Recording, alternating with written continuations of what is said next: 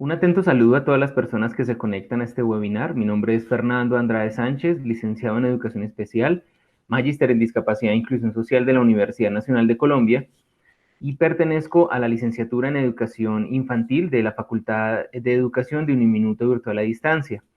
El día de hoy quisiera continuar con una temática abordada el año pasado en uno de los webinars sobre ajustes razonables para personas sordas en la educación superior, para ahora hacer centro en las aperturas educativas que se requieren para llegar a esos niveles educativos a los que uno pudiera decir que son inclusivos, que atienden la diversidad y que son cercanos a la realidad de los demás, no únicamente al ideal de la escuela, en este caso la universidad.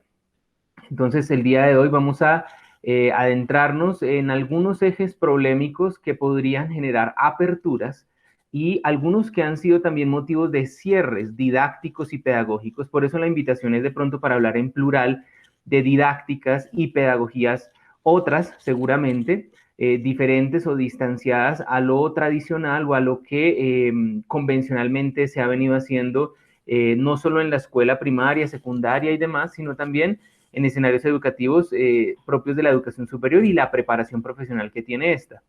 Una de los grandes retos que tiene la educación superior es que prepara a las personas para la vida.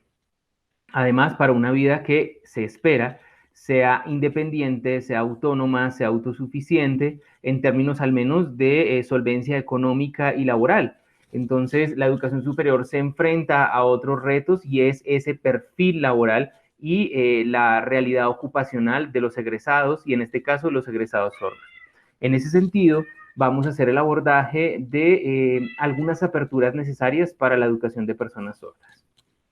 Entonces, como apertura, también pensarnos esa pregunta sobre quién es el otro ha estado transversada no solo en el ejercicio de la diversidad de las personas sordas, sino en todo el ejercicio abierto de la diversidad. Preguntarse sobre este tipo de estudiante diferente, sobre este tipo de maestro diferente, sobre este tipo de empleado diferente, pues necesariamente requiere que haya una revisión de los propios imaginarios y concepciones sobre la persona, el otro. En este caso, pues, muy dado de lo que ha sido históricamente el abordaje clínico, defectológico, de rehabilitación, de reparación, de igualación y si se quiere también con fines de eugenesia, la persona sorda ha sido considerada desde sus principios, como por ejemplo persona sordomuda, también se escuchaba o se escucha, esa historia no ha acabado, pero cada vez es menos o más, hay más hay más postura frente a ese término de sordomudo y además se creía sordomudo porque se entendía que o tenían dificultades intelectuales o cognitivas y por eso no podían hablar o en últimas comparaban al sujeto que habla en lengua oyente, la oral, y el sujeto sordo que no habla. Entonces le dicen, no escucha pero no habla. Quiere decir que el sordomudo es una comparación odiosa, es una comparación irrespetuosa al otro, pero además es eso, es una comparación. Quiere decir que para definir a la persona sorda se utiliza la comparación con el oyente, muy dado de las ópticas de la línea clínica, que además es la línea primero consultada, la que habla más duro y la que muchos padres de familia y muchas personas pues escogen, ni siquiera a veces la escogen, les toca asumirla como primera ruta de navegación. Ese escenario ya de pensar que el otro está enfermo o que, por ejemplo, su lengua de señas es producto de la incapacidad auditiva, ya implica una noción del otro sesgada, sesgada por el impedimento y motivada por la comparación de la persona que escucha y de la persona que habla. Entonces, ese mismo escenario se complejiza aún más cuando la idea de sujeto incompleto, que no escucha bien y por no escuchar bien no habla, o que no escucha y por no escuchar no puede hablar, permea la escuela, permea la familia, permea la sociedad y permea también los objetivos de aprendizaje y las mediaciones didácticas que se pueden generar.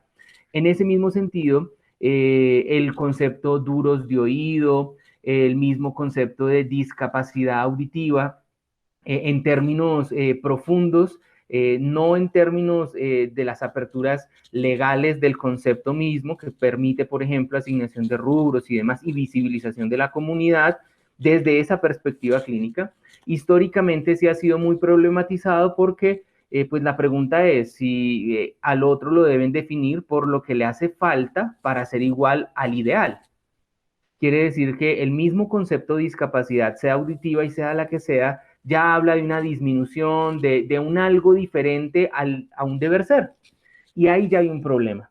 Entonces, ¿quién es ese otro? Hay necesariamente que hacer un primer barrido de imaginarios, de historias, de la televisión, del cine, de lo que se habla en lo cotidiano, de cómo desde pequeños nos han explicado la diversidad del otro, de cómo se entiende desde las diferentes posturas. Hay al menos dos grandes, aunque hay más, dos grandes en estos casos, y es una, asumir a las personas sordas como unas personas con un cuadro clínico desde el mismo concepto de discapacidad auditiva y de sordera, o asumir a las personas sordas desde un pensamiento mucho más sociolingüístico, socioantropológico, que valida, por ejemplo, la lengua de señas no como un ejercicio reparador de aquel que no escucha bien y por eso le toca hacer gestos y señas, sino como un valor sociohistórico de la comunidad que ha venido madurándola y que sigue como un idioma y no como una estrategia comunicativa,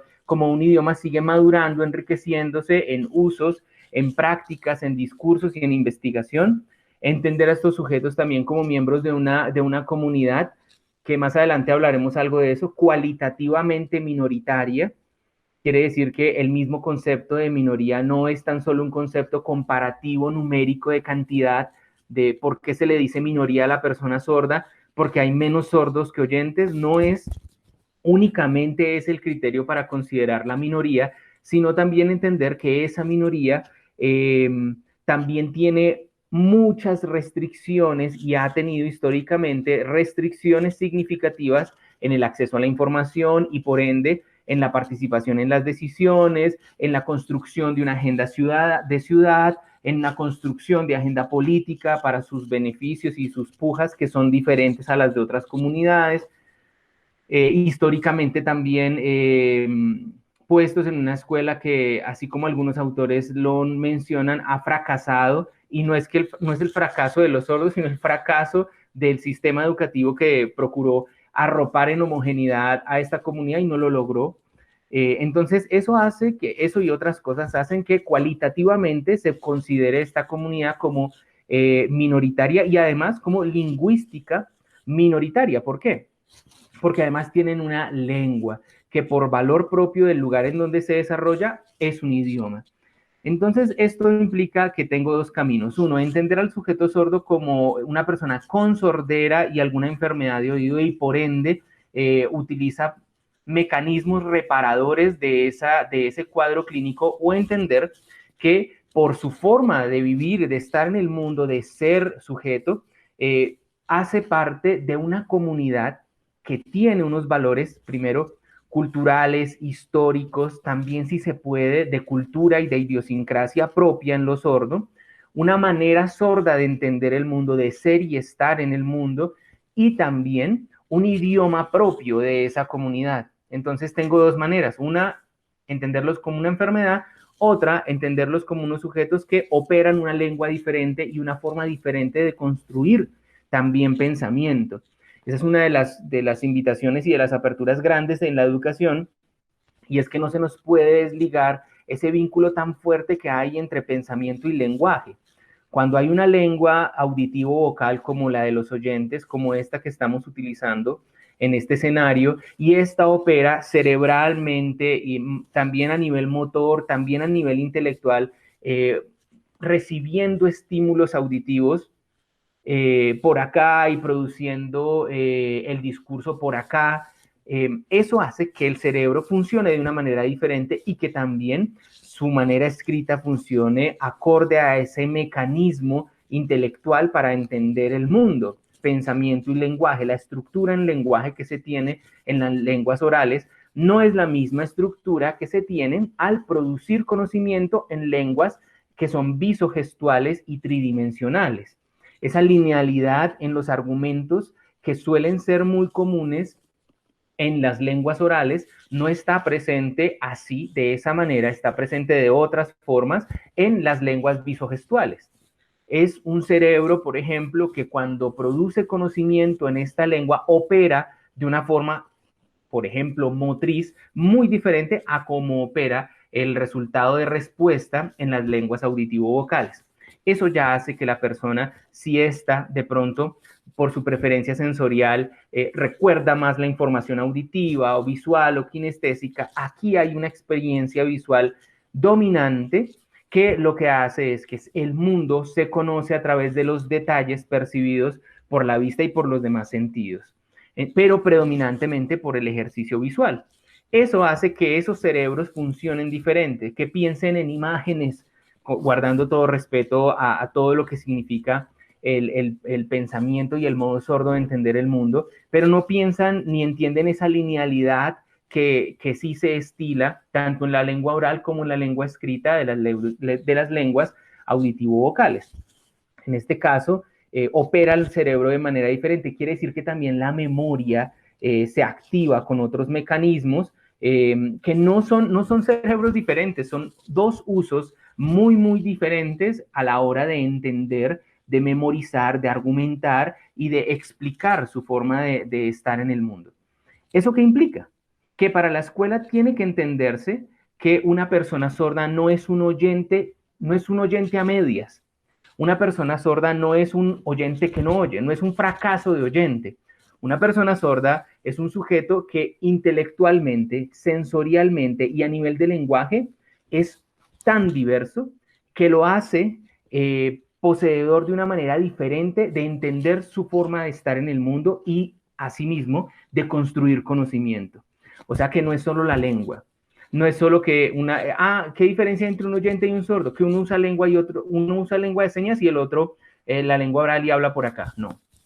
Las diferencias son estructuralmente mucho más significativas y no más el ejercicio de utilizar un idioma diferente ya lo cambia todo. Ahora, sumándole al conocimiento del otro frente a la historia que le acompaña, a la comunidad que le acompaña, a las luchas que uno podría decir de pronto desde el desconocimiento y la ignorancia, pensará que ya hay cosas que se han superado. Y hay todavía unos escenarios muy ricos de identidad y de cultura, si se puede, de cultura sorda, construyéndose y en ebullición constante en esta comunidad. Entonces, entender que ese otro no es un oyente a medias, ni es un oyente enfermo, ni es una persona que utiliza la lengua de señas a modo de reparación de la incapacidad de utilizar la lengua oral, es vital para aperturar la educación, aperturar al maestro y pensarse en plural en la didáctica y en la pedagogía. Primer escenario que habría que deconstruir, que habría que repensar el sujeto más allá del diagnóstico. Y además el sujeto en la lengua, el sujeto en la comunidad, el sujeto en la historia. Cuando lo sacamos de la historia, de la comunidad y de la lengua y lo ponemos en comparación con el oyente, pues necesariamente alguno es más que otro o alguno termina perdiendo, ¿cierto? Dependiendo del lugar de donde lo esté enunciando. Pero es vital primero, la primera apertura, empezar a entender quién es ese otro y también entender que ese otro es mucho más que el diagnóstico clínico del CIE-10, del DSM-5, de la CIF y de todo esto que tan solo habla de una comparación médica entre un estado de bienestar y un estado contrario a él. Y desde allí es que suele definirse también la discapacidad. Habría que tener en cuenta asuntos como el de la minoría cualitativa que les narraba anteriormente, entender que estos sujetos históricamente no tienen una adquisición de su lengua primaria, de su lengua 1, o también si se quiere de su lengua materna, igual o comparable a la de las personas oyentes que consolidarían en este caso el ejercicio de la mayoría que tiene acceso a la información, la mayoría que ha dominado los medios y también las mediaciones de la lengua. ¿Eso qué quiere decir? Que muchas de las personas sordas, no todas, pero muchas de ellas, históricamente, el primer contacto que tienen para entender esa diversidad en las familias es, por ejemplo, el acceso al discurso del médico. Y es de entender que si un niño no pareciera que no está escuchando o pareciera que su habilidad oral de articulación se está demorando mucho, o que no reconoce el nombre, o que no gira y demás, la primera sospecha es cuál, se dirige al médico. O si ya por algunas emisiones otoacústicas o algún tipo de examen anterior ya hay una sospecha, es el médico el que acompaña ese primer discurso. Entonces es común que lo primero que pregunte un padre sea, ¿y cómo lo reparamos? ¿Sí? ¿Cómo le hago para que escuche? Eh, y ese mismo abordaje históricamente iniciado desde la realidad clínica, pues empieza a volverse complejo en la medida que muchas personas sordas viven antes de la lengua de señas momentos extensos, algunos más que otros en sus vidas, centrados en la terapia, en la restauración, en la rehabilitación de sus capacidades orales, y no todos, no para todos, llega a ser un ejercicio totalmente funcional y un ejercicio en el que se identifiquen, se sientan cómodos y se sientan productores de conocimiento y lenguaje. Implantes, ayudas auditivas, abordajes terapéuticos, comunicación total y demás alternativas que también se tiene desde ese enfoque que son muy respetables, pero muchas de estas personas pierden un tiempo valioso en la adquisición de la lengua de señas por haber tenido que hacer el curso de rehabilitación en muchos casos, no en todos, en muchos casos, cursos que no tienen un buen final y resultan ser niños, niñas y jóvenes también que acceden a la lengua de señas muy tarde. ¿Qué es muy tarde? Ya iniciar la adquisición de la lengua de señas sobre los 6 años, sobre los 5 años, pues ya ha pasado un periodo de plasticidad y poda neuronal vital para el ser humano. ¿Eso qué implica? Que tampoco se puede entender o pensar o suponer como docentes en educación superior que ese estudiante sordo que llega allí usando la lengua de señas inició esa lengua de señas en la que se está identificando, en la que es sujeto, en la que construye sus saberes, la inició en el mismo momento, al mismo ritmo y con las mismas oportunidades de maduración que las personas oyentes que le acompañan en el aula, por ejemplo.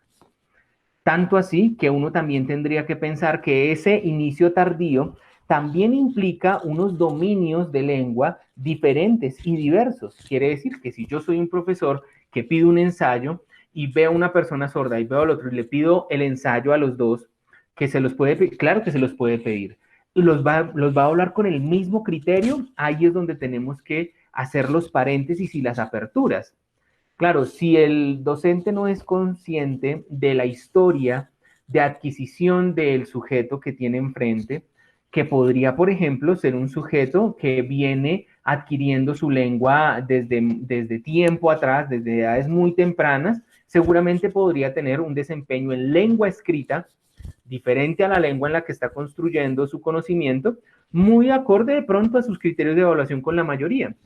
Ahora, cuando uno habla de quién es el otro y de estas realidades, sí hay que tener en cuenta algunas cosas. No es lo mismo que una persona eh, haya, por ejemplo, en el caso del enfoque clínico, haya perdido su audición antes de hablar la lengua oral, en el momento en el que estaba madurando la lengua oral o después de haber hablado la lengua y dominarla y utilizarla para fines sociales. Es lo que le llaman el momento de adquisición en lo prelocutivo, perilocutivo y postlocutivo. Eso va a hacer que esa persona sorda sea aún más diversa. Quiere decir que a tener en cuenta el asunto de las lenguas, de la adquisición, del momento en el que inicia la adquisición de la lengua de señas, ese a tener en cuenta es otra de las aperturas que didácticamente requieren los maestros. Quiere decir, amigo profesor, amiga profesora, que si ustedes están por tener una asignatura o una clase y les dicen, en su clase va a estar Fernando y Fernando Andrade es una persona sorda usuaria de la lengua de señas y va a ir con su intérprete, no le han dicho nada todavía. Le dijeron tan solo el principio del libro, le mostraron la carátula. Muchos se quedan con eso. Dicen, ah, bueno, ¿y tiene intérprete? Sí, ah, bueno, ya. Y se despreocuparon. Y creen que el intérprete lo soluciona porque lo que necesita es un paso de información de lo que el maestro está diciendo o está orientando o lo que la situación didáctica está generando para que llegue en un idioma que le sea comprensible a la persona sorda. Y ahí tenemos ya un problema de sentido porque creemos que el sordo es solo lengua. O sea, es igualito a un oyente, lo único es que habla otro idioma y tiene unas características históricas, educativas también en su historia, que le hacen una persona como todos, muy diversa, pero poseedor de unas diversidades que pueden ser entendidas como desventajas ante el ejercicio de la mayoría oyente. O sea que el maestro tendría que no solo conocer y los programas y las admisiones a los programas tendrían que conocer no únicamente si usa o no usa intérprete. Además de todas las variantes que hay entre la calidad de la interpretación y también el dominio de la lengua del sujeto que está recibiendo el servicio. Puede ser un excelente intérprete con una lengua de señas muy, muy cercana a lo sordo, muy exacto, haciendo un ejercicio de paso a lenguas muy adecuado, pero la persona sorda no tener un dominio de su lengua de señas tan fuerte como para entenderle al intérprete.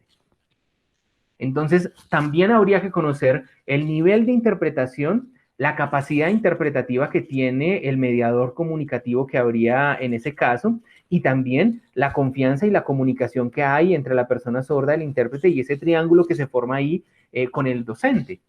Así que no es solo pensar que si se tiene una persona sorda y hay un intérprete, se solucionó.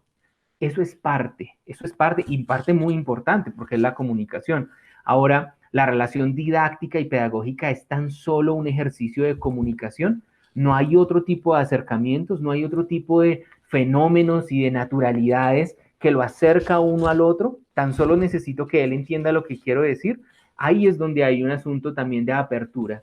Además de entender que cuando hay un intérprete de lengua de señas, asumiendo que al menos haya un intérprete, cuando hay un intérprete, entra un nuevo actor. Él no es solo un mediador, ¿sí? No es solo una máquina que va a pasar de un idioma a otro. Es un sujeto que además interpreta lo que tú estás diciendo. No es una traducción, es una interpretación. Quiere decir que ahí tiene que haber una relación en ese triángulo, y ese triángulo que se va volviendo un cuadrado, un pentágono y demás, porque no están solos, maestro, estudiante, persona sorda. Es maestro, estudiante, persona sorda y comunidad académica, ya se volvió cuadrado. Y seguimos poniendo, por ejemplo, principios educativos tan fuertes como el reconocimiento de la capacidad del otro a través del diseño universal de aprendizaje, le sale una arista más y una arista más y una arista más, hasta que resulta siendo de pronto una gran circunferencia que nos convoque a todos. A tener en cuenta entonces el escenario de la diversidad de la persona sorda, mucho más allá de tan solo entender que lo que necesitamos es que alguien le traduzca, como dicen. Es una interpretación y es un nuevo actor el que está allí. Habría que entender también su historia para que sus criterios de evaluación sean acordes a la diversidad de sujeto que tiene enfrente. A tener en cuenta el otro asunto, y es que cuando nosotros utilizamos la lengua oral, nosotros tenemos una modalidad de esa lengua que es la modalidad escrita. Es decir, tenemos una equivalencia entre un grafema o una gráfica, un dibujito, y un fonema, un sonido. Es decir, los oyentes escribimos sonidos, hacemos los dibujos de cada sonido. Y cuando los juntamos, resultamos emulando lo que decimos con los símbolos que escribimos. Estamos. Pero escribimos los sonidos que producimos, no otros. Los sonidos que escribimos son los sonidos que producimos y que utilizamos para el discurso de la oralidad oyente. Las personas sordas, cuando tienen que aprender a escribir el español, el inglés, en este caso el español, ellos escriben en una lengua que no está ni cercana a la modalidad de lengua en la que construyen el conocimiento. Quiere decir, la persona no piensa en español, la persona piensa en lengua de señas, claro. O acá otra vez haciendo el paréntesis. ese escenario de aprendizaje o de adquisición de la lengua, ¿cuándo fue? Pre-Péripos era un sujeto que ya hablaba español y por algo de su vida empezó a aprender la lengua de señas y terminó utilizando esa lengua de señas de ahí para adelante. Tiene las dos posibilidades de entender el mundo, el modo sordo y el modo oyente, o es un sujeto que nunca ha escuchado ni siquiera el sonido de las letras y el sonido de las palabras y ahora le toca escribirlo sin haberlos escuchado. Entonces, el dominio de la lengua escrita se vuelve complejo por un montón de cosas, entre ellas las metodologías equivocadas para acompañar el aprendizaje de la segunda lengua, teniendo como adquisición la primera en lengua de señas. Entre esas dificultades, una de ellas es que la lengua en la que están escribiendo muchas veces nunca ha sido oída, porque es una forma de escritura de una lengua auditivo-vocal que produce por acá y se recepciona por acá. Ellos no escriben la lengua de señas además es ágrafa, aunque hay escenarios muy interesantes como la bisagrafía y algunas formas de escribir el gesto, la proximidad y demás con símbolos, es mucho más común que no se escriba la lengua de señas. Por naturaleza, al menos por definición, lo que yo conozco es que es una lengua ágrafa, de naturaleza ágrafa, y que tiene una construcción de signo lingüístico que podría emularse al signo lingüístico del oyente, pero que tiene mecanismos de acción, de representación, de integración en el discurso muy diferentes. Es decir, que como lengua tiene una gramática, tiene una sintaxis, tiene una pragmática también que puede ser muy, muy disímil a la lengua escrita en términos, por ejemplo, de la sintaxis, en el uso o no de conectores, eh, y en el uso implícito o no de los mismos. Entonces, el escenario de la lengua escrita no es que los sordos no saben escribir, es que el sordo escribe mal, no. Es que tienen que entender que la maduración de esa lengua ya es un reto educativo tremendo del sistema y de las familias y demás. ¿Eso qué quiere decir? Que suponer un nivel escritural, ni siquiera con los oyentes se puede, pero suponer un nivel escritural estándar en el caso de las personas sordas junto con su comunidad de estudio es un ejercicio inoficioso y que puede atentar contra la diversidad misma de la persona sorda. Entonces, a tener en cuenta el asunto, la medio bobadita de las lenguas, lo que les hablaba, una de las cosas importantes es que cuando usted conoce un poquito o se acerca un poquito a esa comunidad y a su historia, pues entiende o empieza a entender por qué en la misma lengua de señas colombiana, que no es la misma lengua de señas venezolana, argentina, mexicana, brasilera, americana, no es la misma, por qué dentro de la misma lengua de señas colombiana hay tanta diversidad y hay tantas formas de ejecutar una misma acción comunicativa. Además, porque como todo idioma es diverso y hay muchas formas de decirlo, también hay sinonimia. Además, históricamente, una lengua prohibida, una lengua castigada o una lengua mal vista. Todavía siguen habiendo relatos, los conozco de primera mano, de padres que relatan y dicen, no, a mí la doctora lo que me dijo es que no le permitiera mover las manos, que le creara la necesidad de hablar así no escuchara, ¿sí? Así lo único que estuviera haciendo es repitiendo como un mimo lo que le están diciendo y de pronto con algún tipo de vibración y resonancia, imitar esas resonancias, así no tuvieran nada de significado ese sonido de casa, de papá, de mamá, pero lo hace, el oyente aplaude y él entiende que hizo algo que estuvo bien hecho, pero no construye el mismo concepto de papá ni de mamá desde ese ejercicio de reiteración y de imitación. Así sea así, no importa. Lo importante es que no mueva las manos. Hay otras personas que ya todavía lo dicen, aunque es un relato que espero yo sea más histórico que presente, que la lengua de señas en los niños podría dificultarles el aprendizaje. Entonces se empiezan a inventar un montón de cosas contra la lengua, ya no la castigan con reglazos, ¿sí? Ahora la castigan en la prohibición a través de los padres también, cada vez menos.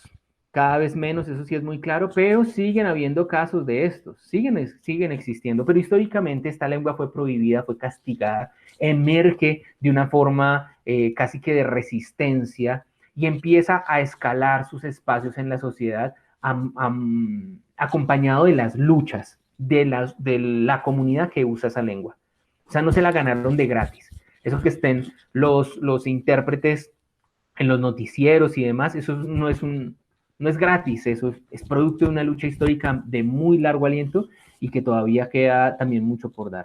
Así que el asunto de las lenguas es mucho más que aprenderse el dactilológico y decir, ay, yo sé decir mi nombre en lengua de señas, y hacen el dactilológico y están diciéndolo en español, porque el dactilológico es la representación de las letras del español en las manos. Entonces tampoco suele entenderse muy bien qué es la lengua de señas y esa ligereza hace que se transparenten las diversidades, ¿sí? Como les venía yo diciendo, hay cuestión de enfoques. Ahí les pongo algunos de los escenarios más comunes, algunos centrados en la reparación del sujeto sordo o en la robotización o en la necesidad de hacerlo oír y de hacerlo escuchar.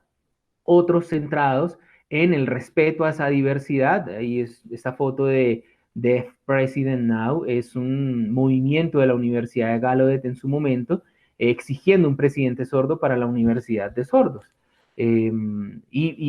Pero se la ganaron otra vez de gratis, ellos pasaron una cartica y se la respondieron. No, fue de huelga, fue de amarres, fue de protestas, fue de confrontamientos, fue de resistencia a esa lucha, si se puede, cultural en los mismos sordos como comunidad.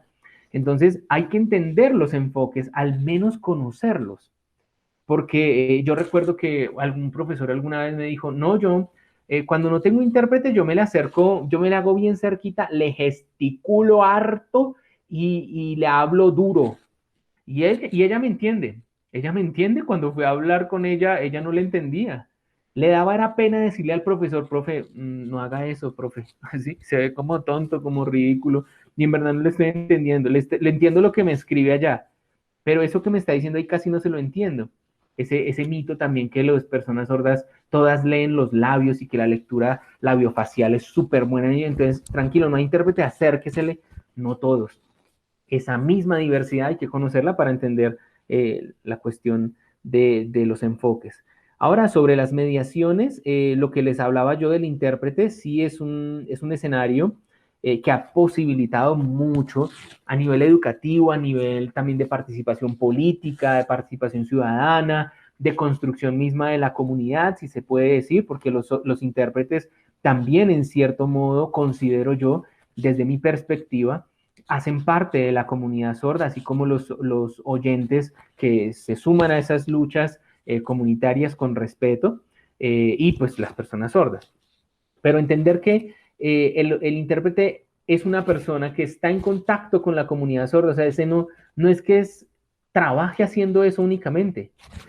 Los intérpretes laboran en la mediación comunicativa, pero también son personas muy metidas en la comunidad sorda, para entender la manera como en ese lugar se habla. Hacen una inmersión que les posibilita ese ejercicio. Si el intérprete lo hace y gracias a ello logra el ejercicio, el docente, ¿por qué no? Ahí es donde empiezan también otras aperturas necesarias en la didáctica y en el hacer pedagógico del maestro. Es decir, ¿será que los únicos que tienen que saber lengua de señas son los estudiantes y el intérprete, y el maestro para cuándo? ¿Sí? En últimas, poder asegurar la neutralidad del discurso. Usted podrá decir cosas como en algún momento recuerdo yo en unas grabaciones de clase, que veíamos, una cosa es que usted diga que abordando a Nietzsche y su obra de Dios ha muerto, que entienda y explique el sentido fenomenológico de lo que se está diciendo, a que el intérprete esté diciendo que a Dios lo mataron, que lo mataron y Dios murió, y ¡tum! Y este mismo interpretar de matar chuzando y de matar de caerse, no es el sentido filosófico de la muerte de Dios en ese caso, por ejemplo, y así en otras tantas. Entonces, el asunto de la mediación comunicativa no únicamente depende de la existencia o no del intérprete. Si bien se entiende que el ejercicio es de mediar entre el discurso y la información del oyente y del docente oyente y la recepción de la información para la persona sorda, el asunto es mucho más que una persona que venga y diga en sus palabras, o en sus señas, perdón, lo que yo digo en mis palabras. Es mucho más que eso. ¿Eso qué implica? Que tiene que haber comunidad. Comunidad. Si no, el intérprete le va a quedar muy difícil, si no se prepara el servicio. ¿Qué es preparar el servicio? Que antes de la clase, antes del escenario, el intérprete pueda reunirse con el profesor le diga sobre qué va a hablar, sobre qué temas va a abordar, porque hay expresiones que no tienen seña. El intérprete debe hacer un ejercicio de expansión de lo que se está diciendo.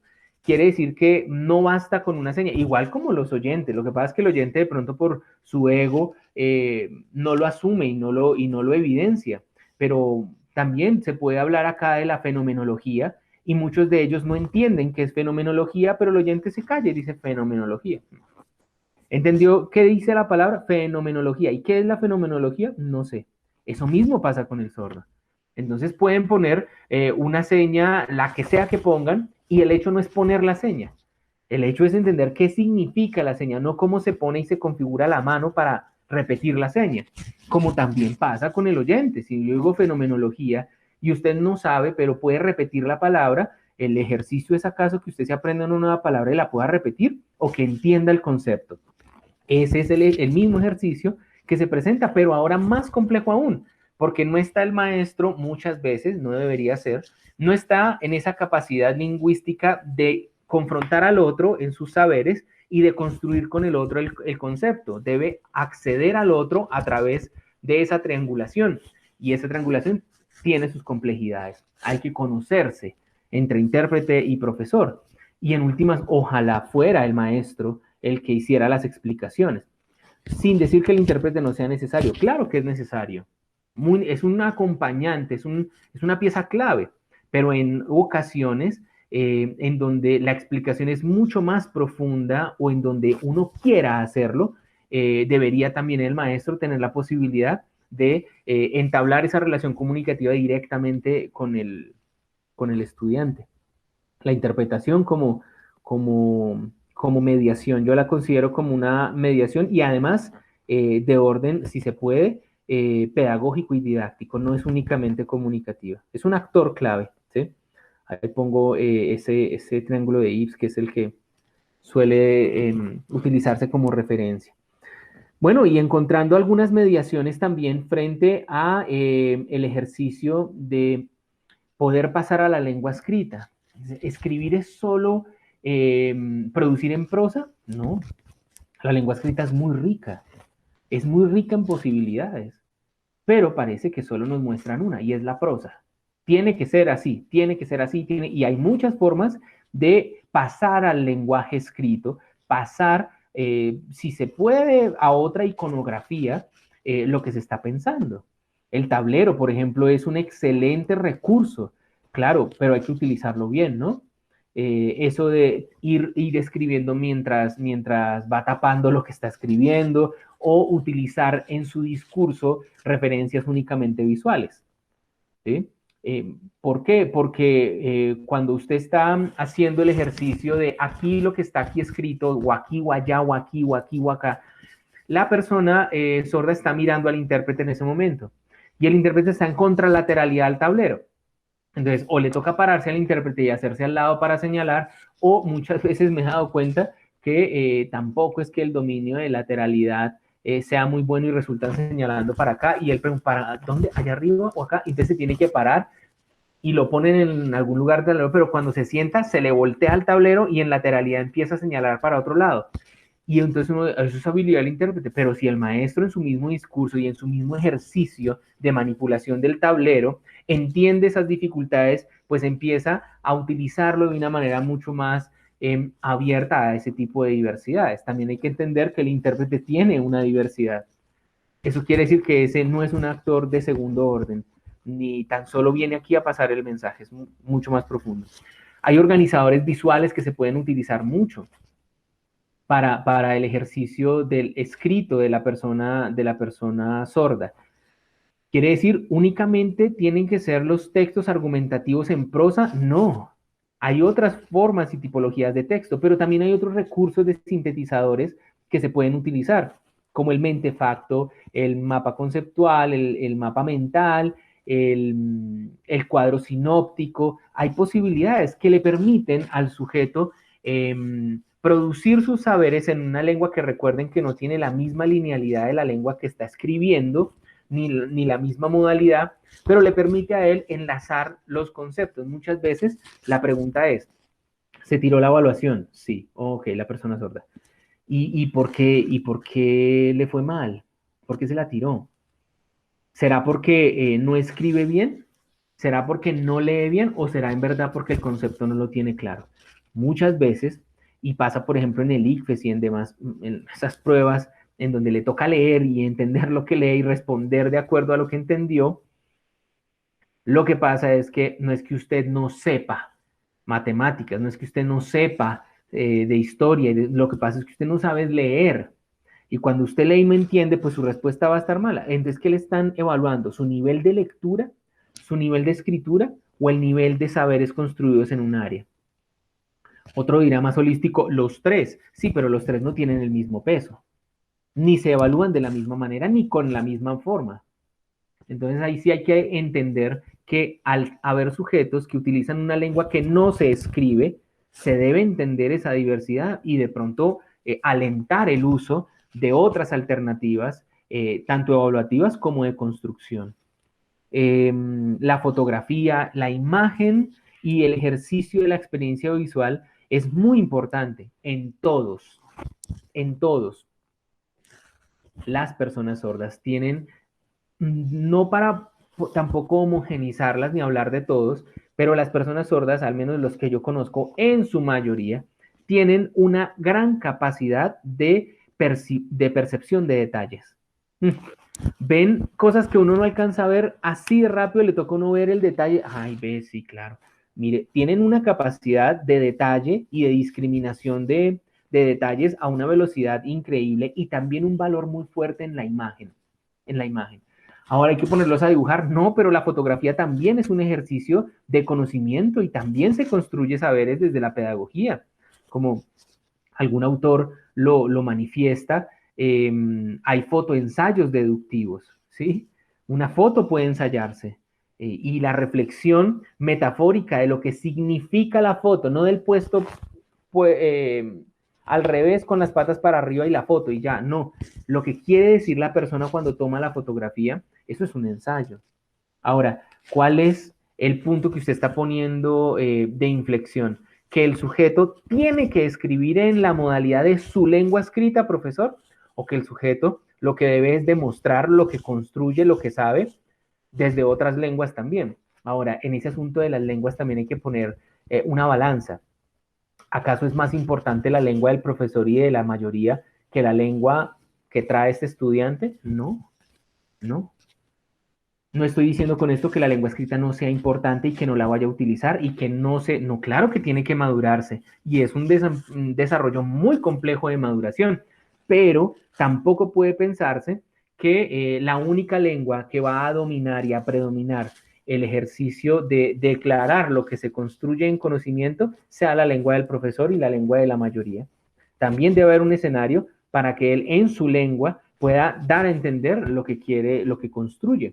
La fotografía, estos sintetizadores gráficos y también de texto sirven muchísimo para poder estructurar esas ideas. Y bueno, conozco algunos, no todos, que tienen unas habilidades de dibujo y a veces ni siquiera es la obra de arte, es cómo entiende la situación, cómo diseña el escenario de pensamiento desde esos ejercicios visuales. En mi tesis de maestría en música sorda, todo se hizo a través de ejercicios de pensamiento y estos sujetos sordos, preguntándose sobre su propia música de génesis sorda, hicieron unas construcciones increíbles en términos de la iconografía que utilizan. El que dibuja lo dibujó a su manera, el que no utilizó fotografías, el que no hizo una obra plástica, el que no se dibujó una oreja con una flauta atravesada.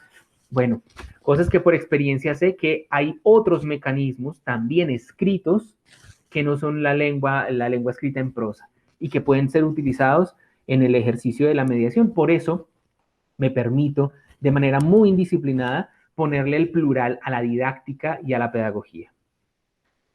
El lugar de las lenguas es importante porque no todos los textos son iguales y tendríamos que entender que muchas veces, lo que les decía yo anteriormente, se evalúa es el nivel de lengua y no el nivel de saberes. Ahora, hay diferentes tipologías de texto.